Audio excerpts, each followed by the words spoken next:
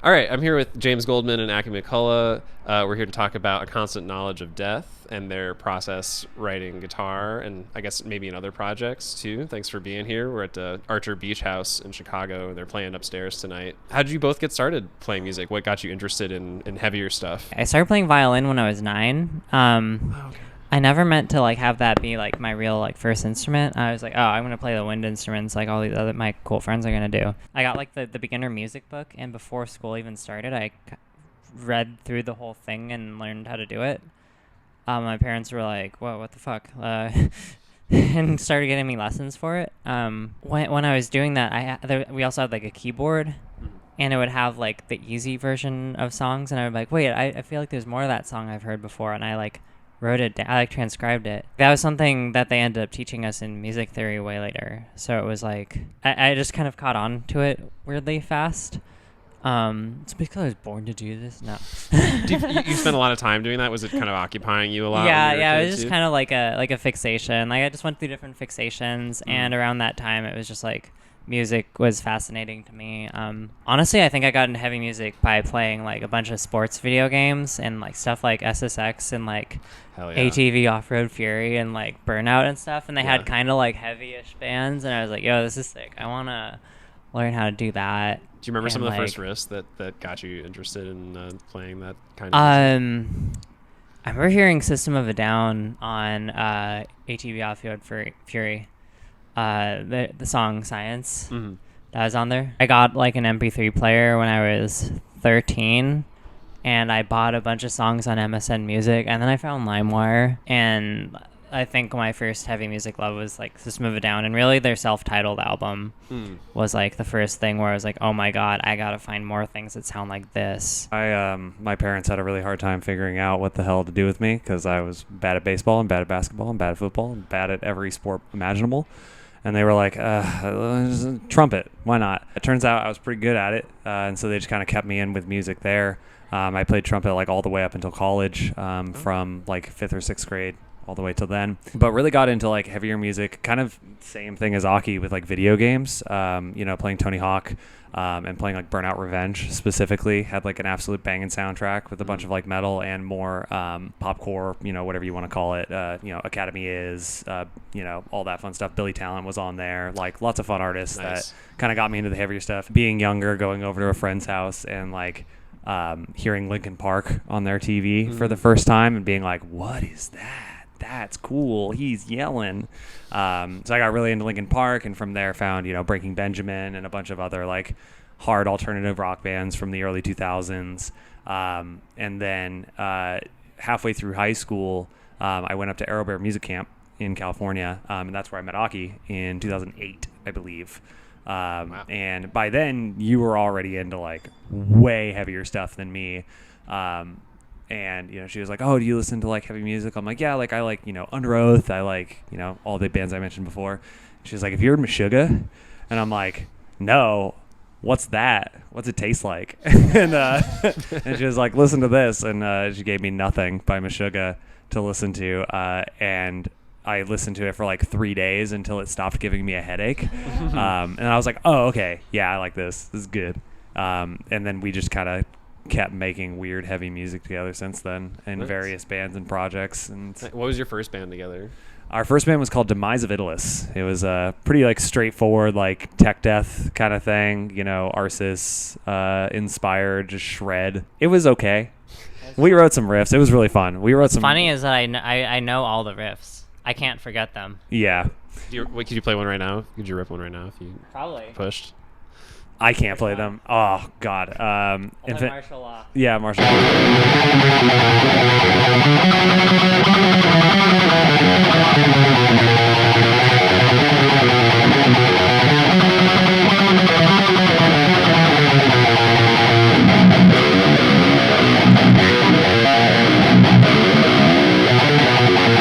I literally can't forget something I wrote at the age of 13. Yeah. It's impossible to erase that part of my brain. I can't remember riffs I wrote last week. But that one's gonna be stuck in my brain forever. Most of the Mize riffs will be. Yeah, that was played like probably cleaner than we did back then too. It's probably cleaner than the version that's on the album. Yeah. Do you think that like getting into it at that age sort of gave you an edge because you just had so much time when you were a kid to just play the same thing over and over again? Or? Oh yeah, and like I didn't really have like normal friends or anything. Anyone I was hanging out with was doing with this shit, so that helped too. A lot of free time. Yeah, and your peers were pushing you similarly to, I guess, excel at this kind of stuff. That's cool. Yeah, I mean, at 13, I was coming nowhere close to writing death metal riffs, so... I guess by that time, I started guitar when I was 13, and then that was kind of high school, so 13, 14. Yeah, I think we were like 16. 17, yeah. We were like 16 or 17 when we kind of like started working on that stuff, and then I think we put out that record when we were like, what, 19? Yeah. Something like that? Freshman year, college. Yeah. Cool. Yeah. Cool. So have you always played bass, James? No, so I started with trumpet, and then I picked up drums in high school, and I did drums for that band, Demise of Italis, until we grabbed our friend Aaron, not Aaron in ACOD, different Aaron, to play drums, and then I just started doing vocals just strictly for that band for a little bit. Meantime, picked up guitar, picked up bass, and then in this band, we kind of like have kind of moved around a lot and done a lot of different stuff. Like we all kind of just like pick up whatever instrument needs to be done. I've done a lot of guitar, I've done a lot of bass, I've done a lot of drums, do a lot of vocals. But for this live iteration, like bass was the thing that was needed, and I'm really good when I only have to play one string at a time. Once you get me more than one, I start to fuck up a little bit more. It's good to know your strengths, I suppose. Yeah. So I noticed, I was listening to the album today, the newer album, and there's like a lot of, I don't know, it's kind of like Baroque composition, like moving between like electronic stuff and Dissecting or Appendix? Dissecting, I think. Oh, cool. Yeah. That's the one that way I can play more of. Yeah. But yeah, I mean, I like how there's kind of like a strong variation in like, it's not just all this like chuggy heavy riff section part. There's some more ambient sections. There's some sampling and stuff going on. How do you work that into like your writing? Kind of happened really naturally. And like kind of how we started was like I did classical violin. I studied classical music in college. And you did trumpet. Like you were in like band doing classical type music. No matter how much I try to dumb myself down and play like hardcore riffs, that it's still there to an extent. It'll show up. When we wrote Dissecting, it was 2020, and everyone knows what happened that year. We were living together. We still live together. It was just us in a house, and we had been trying to put together a live band for ACOD. I'd been doing stuff with Dreamwell. All of a sudden, overnight, I was like, we can't do that anymore. I guess we get to write something with each other. For most of that, it was James playing drums again, since we needed someone to play drums, and I was kind of writing just a monolith of string parts. Most of the songs start with one idea. So earlier that year, I'd had a few ideas that I just like phone recorded. James had a few ideas, started fleshing them out into actual songs. We used to write even longer songs. In Vivid Illusion, one of my other bands, I wrote even longer songs. Like that kind of classical post-metal influence just always taking over. It's like taking work to make the songs shorter. Do you find that your process is somewhat subtractive now? Kind of, yeah. I try to figure out, are we repeating this too many times? Is this part necessary? Could this be shorter and still say what it needs to say? Like, how do you trim this down and make it more streamlined? I feel like with Volume 2, one of our older albums, that was our really unashamed, unapologetically self-indulgent album. And with Dissecting, we actually did try to keep it saying just what it needs to say. I just had a lot of riffs. Do you write the drum parts on your own for the most part for this project and then pass them off to somebody else, or is it kind of a collaborative thing at this point? So yeah, at this point with this iteration, it's become collaborative with like the new material we're working on for Dissecting, because it was like just me and Aki locked up for COVID, pretty much like quarantine.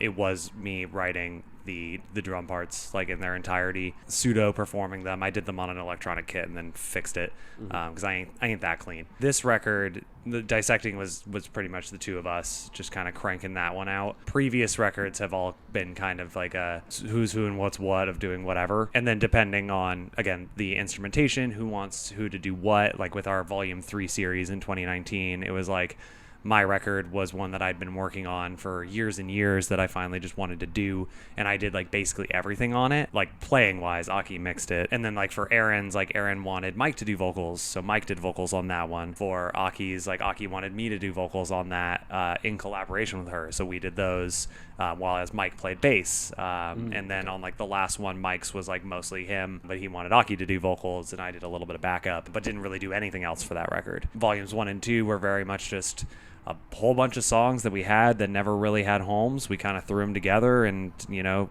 threw stuff at the wall until stuff stuck together in a way that made sense. So is that kind of like, I guess, maybe the deal of the band, for lack of a better term? Do you like kind of getting to trade off, like, I'm holding the pen more so for this record, or you're holding the pen for this record? Or I think does it go song to song sometimes? Yeah, I think that, like, it was good in the context of like we're all just on the internet and we don't all live on the same coast. Yeah. Now that we have like a live group that's in one place, I don't really want to do that anymore. I would really like it to be a fully collaborative experience where we all get to contribute our own, you know, musical ideas and influences to the final product.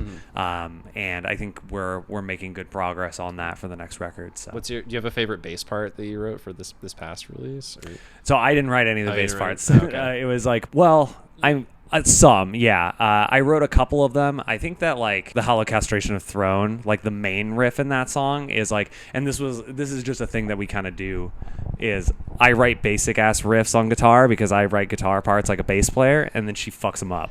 Yeah. So it was for that one. I think you said you wrote it at. Well, you're just like messing around at Guitar Center. I was messing around at work because I worked at Guitar Center and you had some downtime to pick up a bass, and so I just wrote the.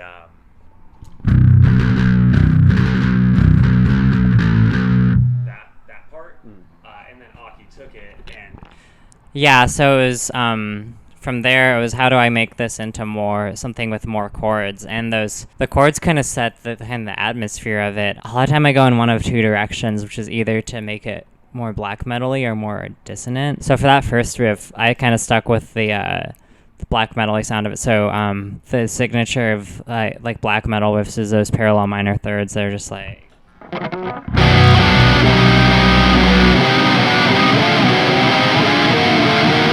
You can basically turn any like note progression into that and make it sound cooler.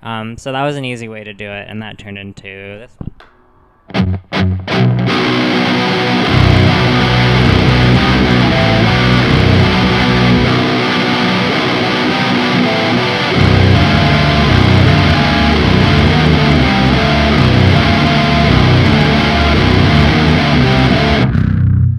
So that was kind of the first thing we did for that song. And from there, like, I heard that riff and I kind of immediately had a spark of like, oh, I have an idea for kind of like a part to build off of that. And so then that kind of led to it.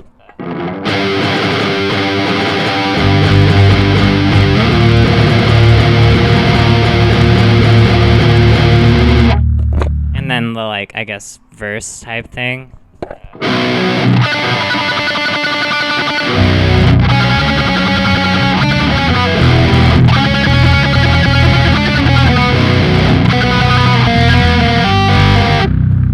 That one's almost like melodic death metal, and I wanted to do like the parallel minor thirds, the kind of like, which is kind of like a trademark of that, and just mix it up. So I prefer to err on the side of having music that's more all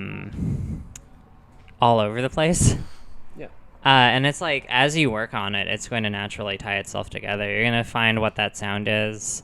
Putting a vocalist over it too, mixing it, all of that kind of starts to tie it together, working in transition parts. So it's like, why not be adventurous and try a bunch of different things and not be like, oh, this doesn't fit. If it fits musically, then you can mess with the style a bit. So as an engineer, do you find that you kind of like write something, start recording it, and then go back and rewrite stuff a lot? We usually demo record it, like not caring about, oh, this has to be perfect. I think software amps, programming some basic drums, get the idea across as fast as possible, sit on that and work through it, and then kind of be like, all right, we're doing this for real. You're saying that you kind of choose between doing something that's like more dissonant or maybe more melodic black metal influenced, I guess, when in terms of like picking up or voicings. How did you pick up those two approaches? What were sort of like the things that influenced you into like these two approaches?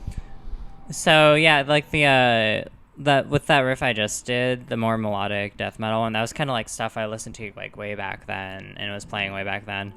And then there's the more like mathcore, like panic chord stuff, and I picked that more up by playing screamo and stuff, and that's worked into parts of that same song. Screamo calls them panic chords, and they're like parallel minor seconds and music theory talk.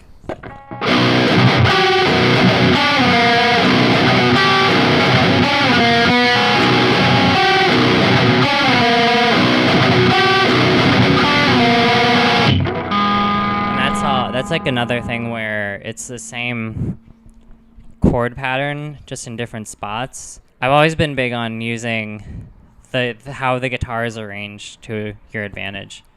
I feel like I used to do things the hardest way I could, and it never felt natural. But using open strings to your advantage, using parallel chord progressions and open strings to create difference, just things that make it easier on yourself to do something that sounds really cool. Yeah, anything that's movable, I feel like comes in handy. Yeah. And it's amazing, like, there's so many riffs that you listen to when you're, like, trying to learn stuff, and you're like, that's got to be crazy, and then you start picking it apart, and you're like, oh, this is actually, like, most of these are open strings, and, like, that's a figure that you can just move around the neck. It's much simpler than I thought it was going to be. Also taking a cool chord and arpeggiating it, and it's like, whoa, that sounds crazy. Was it the part on Incineration?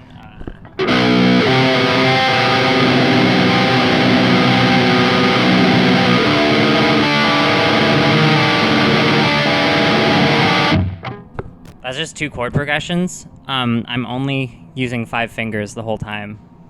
2 on that one, 3 on that one. Right. And it's just using the open strings to create dissonance instead of having to do something absolutely crazy. And sometimes I do that too, but it's much easier on my hand, especially live, to use the opens as much as possible in a way that's adding flavor. Gotcha. What are some go-to tunings for the both of you when it comes to writing stuff? Drop B. Yeah. Drop B, and then future stuff we're working on drop G. Wow. Going real low. And like in past records we've done, drop C sharp, drop C.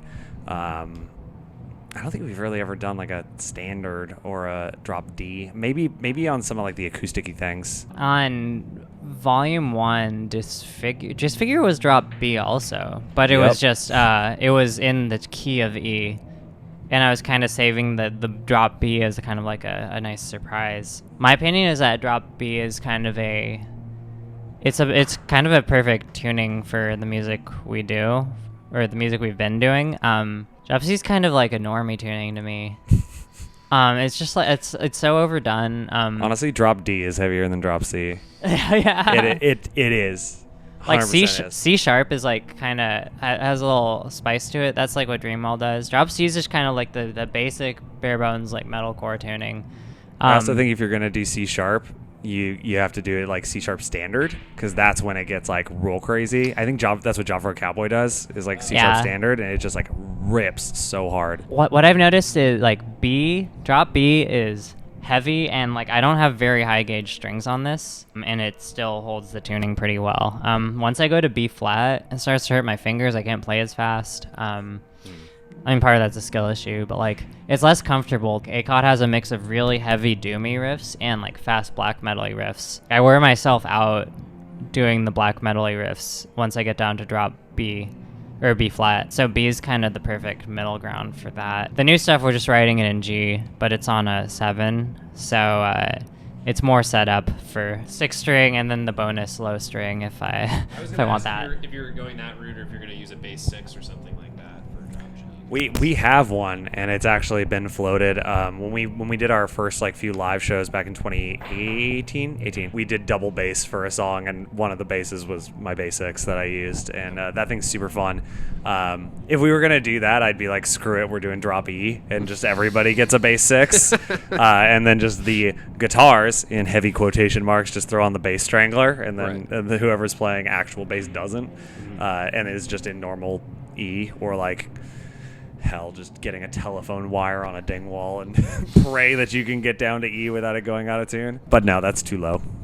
We're not Admiral Angry. So if you're going that low, is there like a new approach to the stuff that's coming up soon? Do you want to talk a little bit about what's coming next, and then we can do... Honestly, it's all new metal riffs all the way down, baby. Like, we've just been cranking on that Limp Bizkit, cranking on that Korn. Like, we love those riffs. And yeah, it's I have the approach of like, I want to make something that's really fun. Like how Aki was saying, like we've been doing so much like classical stuff, and like it's hard to write like really dumb beatdown riffs because like we just can't do it. It's one of those things where we've just gone so far that we can't go back. But like I want to try. It's hard to let ourselves do simplicity, and it's kind of so far been the same thing where it's like if we go into being like, oh yeah, we're gonna write some ignorant like dumb person shit. And like, it's in the spirit of that, yeah. But like it has some riffs like that, like when the new songs are writing on. Then it's like, and then I have like a book that I'm like reading like formulas out of or something to like actually play it, just because the patterns like never repeat, and I'm just like, how does this work again? So it's like that it kind of creeps in, but it's like a balance of choosing a direction but also letting it be what it's going to be. I mean, it was kind of cool. Like, last night we played like a hardcore show and people were stoked about it. I think there's something for people who like hardcore and metalcore, but they might be like, oh, this doesn't sound like every other band I see. Like there's something different to this, but I could still dance to it. I could still like throw hands to it. And I think that's like what we want to go for. Like even if it's complex, it has to evoke feeling and it has to make you want to like move. If you don't got a hook, like people are gonna listen to it and be like, that was heavy, and then move on. Gotta have the hooks. Towards the end of us doing Demise, ultimately the downfall of that band, the demise of Demise, was we kind of lost the plot with that, and we were trying to make it as complex as possible, and it was like, I can't actually play any of this. Like this is just frustrating to me. Started becoming Guitar Pro core. Yeah, we like wrote an entire album, like an hour-long album in Guitar Pro, and like I tried to record it so many times, and I was like, this just doesn't sound good. It doesn't feel good. Nothing is like working, and I was just like beating my head against the wall, and we never recorded it. So much of it was complex for complexity's sake, and it was losing like the groove and losing the catchiness. The start of ACOD was going back to basics and centering ourselves in like feel and atmosphere before technicality. So what's coming next for the two of you? Do you have anything you want to plug or shout out before we wrap up? Support your local scene.